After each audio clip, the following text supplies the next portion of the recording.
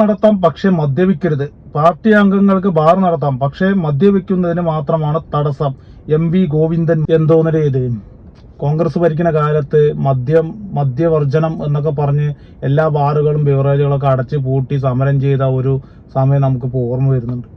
ഞങ്ങൾ ഭരണത്തിലേറെ ഇങ്ങനെയായിരിക്കും അങ്ങനെയായിരിക്കും എന്നൊക്കെ പറഞ്ഞിട്ട് ഇപ്പോൾ അതിന്റെ ഡബിളായി കാര്യങ്ങളെല്ലാം. ഇത് ഇപ്പൊ പറയുന്നു പാർട്ടി അംഗങ്ങൾക്ക് ബാറ് നടത്താം, പക്ഷെ മദ്യപിക്കാൻ പറ്റില്ല.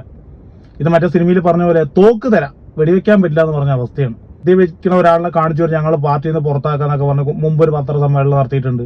അങ്ങനെയാണെങ്കിൽ ഒരുപാട് പേരെ പുറത്താക്കേണ്ടി വരും. എന്തൊക്കെയാണ് ഇവിടെ നടക്കുന്നത്? മദ്യമാണോ എല്ലാം?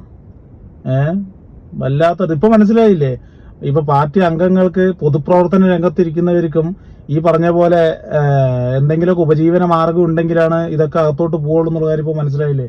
ഒരു സാധാരണക്കാരൻ എന്തെങ്കിലും സംരംഭം തുടങ്ങുന്ന സമയത്ത് അവിടെ കൊണ്ടുപോയി കൊടിനാട്ടുന്നതിനൊക്കെ ഒരു കുഴപ്പമില്ല. ഇപ്പൊ പറയണം ഇതേപോലെ പാർട്ടി അംഗത്തിന് വേണമെങ്കിൽ ബാറ് തുടങ്ങാം, പക്ഷെ മദ്യപിക്കാൻ പറ്റില്ല നമുക്ക്.